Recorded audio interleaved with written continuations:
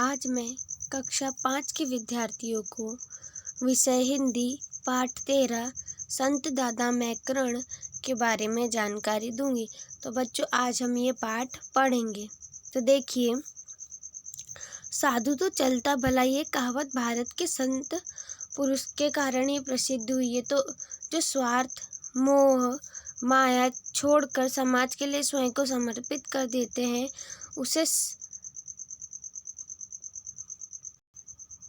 उसे संत कहा जाता है। यह भावना उन्हीं में विकसित होती है जो अनासक्त होकर ईश्वर की साधना और समाज सेवा में लग जाते हैं। भारत में साधु संतों की लंबी परंपरा। ये संत रूढ़ियों को तोड़कर आत्मविश्वास के साथ व्यापक स्थान के उत्थान के लिए घर परिवार का भी त्याग कर देते हैं। कच्छ सौराष्ट्र में एक ऐसे ही संत हैं, दादा मैकरण। दादा मैकरण ने अन्य साधु संतों की तरह आध्यात्मिक विकास तो किया ही, समाज सेवा का उत्तम उदाहरण प्रस्तुत किया। उन्होंने कच्छ के रेगिस्तान की कठिन यात्रा करने वाले भूखे प्यासे मुसाफिर की सेवा की। अपनी इस भावना को उन्होंने इस प्रकार व्यक्त किया: सूरवीर अरु संत को वन में नहीं रहना, जन सेवा के साथ में राम भजन करना।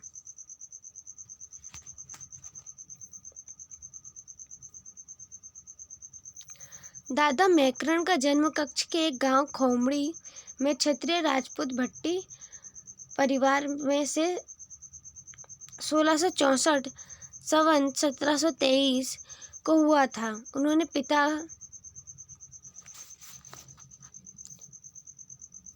उनके पिता हरदौल जी काफ़ी सुखी संपन्न थे। उनके पास अच्छी खेती बाड़ी और पशुधन था। माता पंबा परोपकारी स्वभाव की गृहिणी थी। उनके यहाँ आने वाले अतिथियों और मुसाफिरों का अच्छा सत्कार था। इस परोपकारी दंपति की परवरिश और परिवार के भक्तिमय वातावरण में मैकरण का जन्म हुआ। इनका मूल नाम मेकाजी था।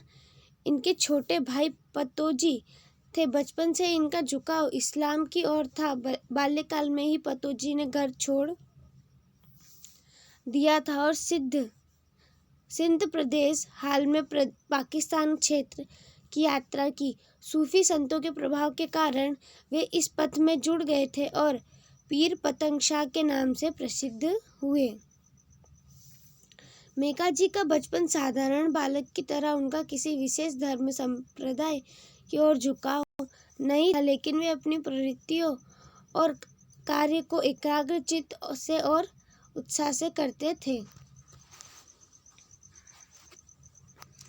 युवावस्था में एक घटना ने उनके जीवन की दिशा निश्चित कर दी। पिता ने घर के कुछ हिस्से का निर्माण आरंभ करवाया। खुदाई करते हुए जमीन से साधु संतों के काम आने वाली सामग्री निकली। उनके पिता ने घर में उसे संभाल कर रखा, जिससे किसी साधु सन्यासी को दिया जा सके। घर में रखी सामग्री को मेकाजी ध्यान से देखते थे। धीरे धीरे उनके मन में दबी हुई वैराग्य भावना उठ खड़ी हुई और एक रात किसी भी सदस्य बिना कहे आशापुरा माता के मठ पहुंच गए। मठ के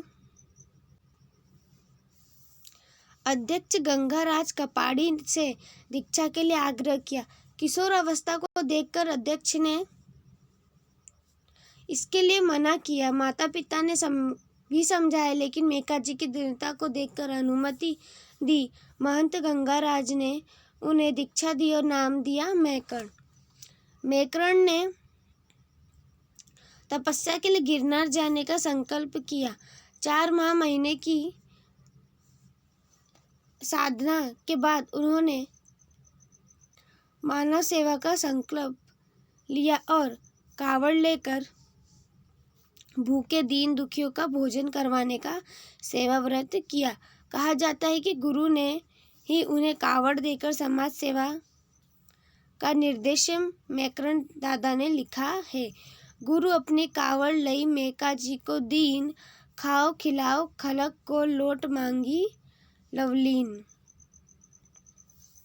दादा मैकरन ने एक संकल्प यह भी लिया कि समाज सेवा के लिए जिस आश्रम की स्थापना करेंगे उसमें 12 वर्ष से अधिक नहीं रहेंगे। उसका कार्य अपने अनुयायियों को सौंपकर अन्य स्थान पर जनसेवा का कार्य बढ़ाएंगे। इसी संकल्पना के कारण उन्होंने बिलखा, जंगी और लोढ़ाई आश्रमों की स्थापना की। इस सेवा कार्य में उन्होंने अपने व्यक्तित्व से कई ऐसे लोगों को भी सद्मार्ग पर लौटाया जो गलत मार्ग पर चल रहे थे।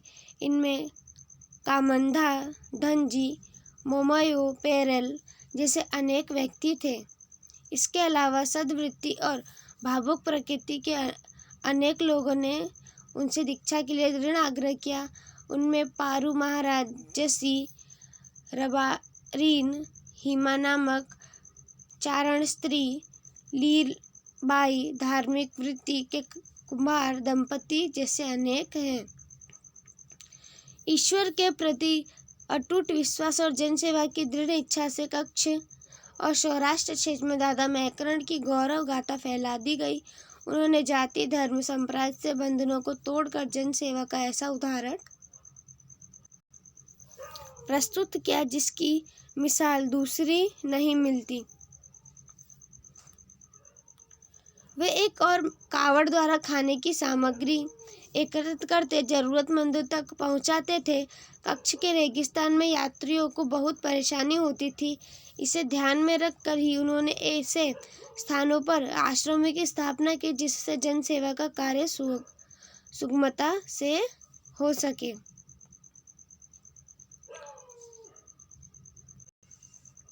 उनके पास मोती नाम का कुत्ता था। कुम्हार दंपति से उन्होंने लालिया नामक गधे को मांग लिया। लालिया और कालिया की जोड़ी ने रेगिस्तान में फंसे मुसाफिर की भूख प्यास दूर करने का अद्भुत कार्य लिया। वे लालिया की पीठ पर रोटियां और पानी के घड़े बांध देते थे। मोती के साथ लालिया खाने की सामग्री लेकर निकल जाते थे और लौटते हुए व्यापारी के पास से आवश्यक सामग्री ले आते थे। इन मूक प्राणियों की सेवा की चर्चा पूरे पंथक में होने लगी थी। दादा मैकरन के इस कार्य के कारण उन्हें कावड़िया साधु कच्छ का कबीर जैसे विरुद्ध दिए गए। कावड़ को कामधेनु कहा जाने लगा था। उनके जीवन का मंत्र था जनसेवा के साथ में राम भजन करना। समाज में रहकर भी आध्यात्मिक क्षेत्र में विकास किया जा सकता है, यह दादा मैकरन के कार्य से प्रमाणित होता है। प्रसिद्धि मिलने पर उनके साथ कई चमत्कारिक प्रसंग जुड़ गए थे। नदी के पट में गाय चरने वाले बालकों का बाढ़ से बचाव, महंत गंगाराज की घोड़ियों का चोर से वापस लाना, त्रिशूल गाड़कर पानी निकालना जैसी जनश्रुतियाँ प्रचलित हैं। इनके बीच से उनका समाज सेवी और अध्यात्म के प्रति समर्पण की लक्षित होता है। उन्होंने अपनी वाणी को कच्छी, हिंदी और गुजराती में व्यक्त किया है। साखी, दोहे और गीत उन्होंने लिखे हैं जिनमें अपने अनुयायियों को संदेश दिया है। ईश्वर समाधि का निर्णय लिया। इस निर्णय ने उनके पंथकों में शोक फैला दिया, लेकिन अंतिम उपदेश से उन्होंने भाविकों में आनंद का भाव पैदा किया और सन 1729 को उन्होंने समाधि ले ली। उन्हें रेगिस्तान में लहराता करुणा का समुद्र उचित ही कहा गया था। तो बच्चों, यहाँ ये पाठ पढ़ना समाप्त हुआ। अब हम प्रश्न उत्तर देखेंगे। प्रश्न 1, निम्नलिखित प्रश्नों के उत्तर के लिए दिए गए विकल्पों में से उचित विकल्प चुनकर क्रम अक्षर कोष्ठक में लिखिए। तो यहाँ बच्चों में ये विकल्प दिए गए हैं। पहला विकल्प है, कौन सी कहावत भारत के सत्पुरुषों के कारण ही प्रसिद्ध हुई है? तो बच्चों इसका आंसर है ए, साधु तो चलता भला। जो स्वार्थ मोह माया को छोड़कर समाज के लिए स्वयं को समर्पित कर दे उसे क्या कहते हैं? तो उसे संत कहते हैं। प्रश्न 3, दादा मैकरन का जन्म कच्छ के कौन से गांव में हुआ था? तो खोमडी। प्रश्न 4, दादा मैकरन के पिता का नाम क्या था? हरदौल जी। तो बच्चों आगे के विकल्प को ही पढ़ने हैं जिसके उत्तर मैंने दिए। अब देखिए प्रश्न 2, कोष्ठक में दिए गए शब्दों में से उचित शब्द चुनकर रिक्त स्थानों की पूर्ति कीजिए।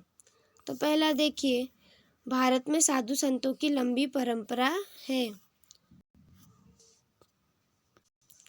उनके यहाँ अतिथियों और मुसाफिरों का अच्छा सत्कार किया जाता था।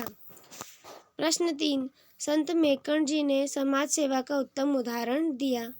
प्रश्न 4, युवावस्था में एक घटना ने उनके जीवन की दिशा निश्चित कर दी थी। तो बच्चों ऐसे ही आपको ये रिक्त स्थान पूर्ण करने हैं। अब आगे देखिए, प्रश्न 3, सही वाक्यांश चुनकर विधान पूर्ति कीजिए। तो पहला, उन्होंने अपनी वाणी को कच्छी, हिंदी और गुजराती में व्यक्त किया है। प्रश्न 2, संत मैकरन दादा को रेगिस्तान में लहराता करुणा का समुद्र कहा गया है। प्रश्न 3, खाओ खिलाओ खलक को लोट मांगी लवलीन। तो यहाँ पे वाक्यांश पूर्ण होते हैं। अब देखिए प्रश्न 4, निम्नलिखित प्रश्नों के उत्तर एक एक वाक्यों में लिखिए। तो यहाँ में पहला प्रश्न दिया है, साधु क्या क्या छोड़कर समाज के लिए समर्पित हो जाते हैं? तो साधु स्वार्थ मोह माया छोड़कर समाज के लिए समर्पित हो जाते हैं। प्रश्न 2, दादा मैकरन का जन्म कहाँ हुआ था? तो कच्छ के गांव में खोमड़ी में हुआ था।